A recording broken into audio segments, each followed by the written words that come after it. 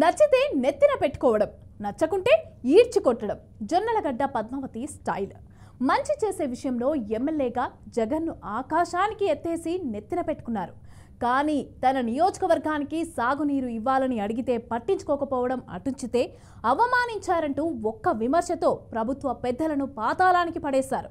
దీంతో పద్మావతి లాంటి MLA never before never after అని నిరూపించుకున్నారు. మరి అంత సూటిగా మాట్లాడే పద్మావతిపై ఉన్న నెగిటివ్ ఇమేజ్ ఏంటి? ఆమెకు 2024 ఎన్నికల్లో ఎందుకు టికెట్ ఇవ్వలేదు?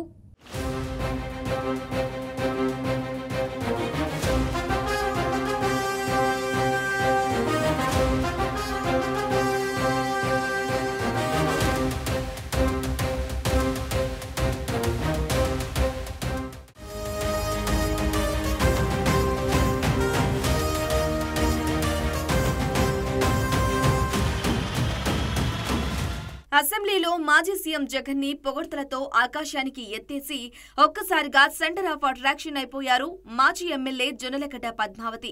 తన నియోజకవర్గానికి సాగునీరు ఇవ్వలేదని జగన్ తో పాటు ప్రభుత్వ పెద్దలపై అంతే స్థాయిలో విమర్శలు గుప్పించి పాతాళానికి పడేశారు. దీంతో పద్మావతి లాంటి MLA never before ever after అని నిరూపించుకున్నారు. అంతేకాదు ఎమ్మెల్యేగా నియోజకవర్గ ప్రజలకు అందుబాటులో లేరని స్థానికుల నుండి కూడా విమర్శలు ఎదుర్కొన్నారు. అయితే రాష్ట్రంలో ఎక్కడా లేని అభివృద్ధి సింగనమలలో ఎలా చేయగలుగుతామని మౌనంగానే మిన్నకుండిపోయారు. ప్రభుత్వమే మొత్తం రాష్ట్రాన్ని మొత్తం గాలికి వదిలేస్తే సింగనమలలో తాను ఎలా అభివృద్ధి చేస్తానని కాబోలు. విమర్శలను పద్మావతి అస్సలు పట్టించుకోలేదనే అభిప్రాయాలు లేకపోలేదు.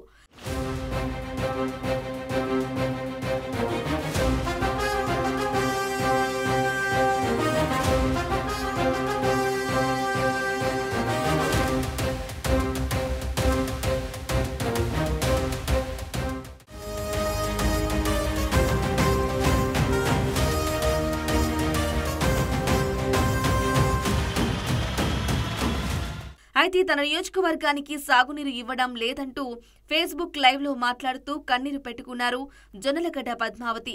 అధిష్టానంపై తిరుగుబాటు యుద్ధమే చేశారని చెప్పవచ్చు. ఎస్సీ నియోజకవర్గ ఎమ్మెల్యేలకు ప్రాధాన్యత ఇవ్వటం లేదని లైవ్ లో వాపోయారు. సీఎంఓపై విమర్శలు గుప్పించారు.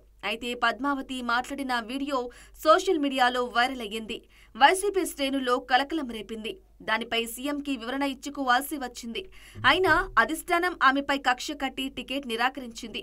మరో వ్యక్తికి టికెట్ ఇచ్చి సిట్టింగ్ అభ్యర్థి అయిన మహిళా ఎమ్మెల్యేను అవమానించారని ఆ సమయంలో వైసీపీ పెద్దలపై విమర్శలు వెల్లువెత్తాయి.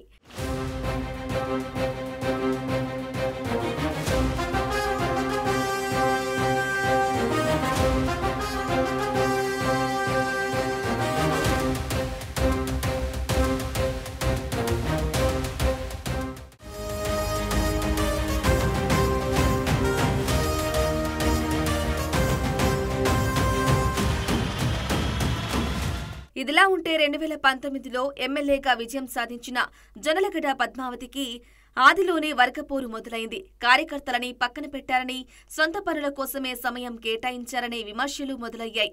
అంతేకాకుండా నియోజకవర్గంలో ఇసుక మాఫియా, లిక్కర్ మాఫియాను ప్రోత్సహించారని ఆరోపణలు వెల్లువెత్తాయి. పద్మావతి భర్త సాంబశివారెడ్డి కనుసన్నల్లో ఇసుక మాఫియా, లిక్కర్ మాఫియా నడుస్తోందని నియోజకవర్గ వ్యాప్తంగా ప్రచారం దావనంలా వ్యాపించింది.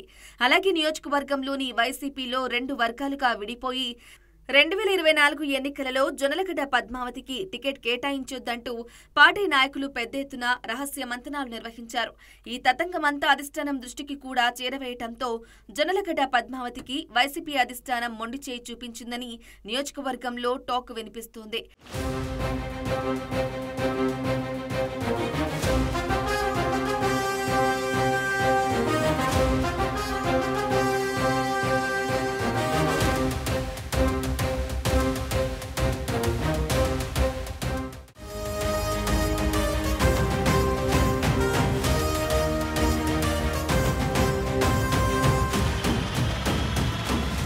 అయితే ఆ ఎన్నికల్లో వైసీపీ అధిష్టానం సింగనమల టికెట్ను వీరాంజనేయులు అనే ఒక టిప్పర్ డ్రైవర్కు కేటాయించి అందరినీ ఆశ్చర్యపరిచింది.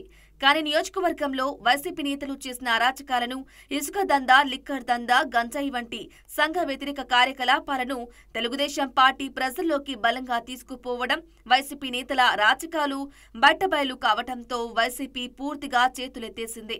అంతేకాకుండా వైసీపీ ప్రభుత్వ హయాంలో నియోజకవర్గం అభివృద్ధి ఏమాత్రం జరగలేదని, సొంత పార్టీ నాయకులకు మాత్రమే లబ్ధి చేకూరిందని నియోజకవర్గ ప్రజలు నిర్మోహమాటంగా వైసీపీ పార్టీపై దుమ్మెత్తిపోశారు. మరోవైపు టీడీపీ అభ్యర్థి బండారు శ్రావణిశ్రీకి ఆ కుటుంబానికి ఉన్న ఇమేజ్, కూటమి హవా అన్నీ కలిసి రావటంతో సింగనమలలో వైసీపీ ఓటమి పాలు కాక తప్పలేదని రాజకీయ విశ్లేషకులు అభిప్రాయపడుతున్నారు.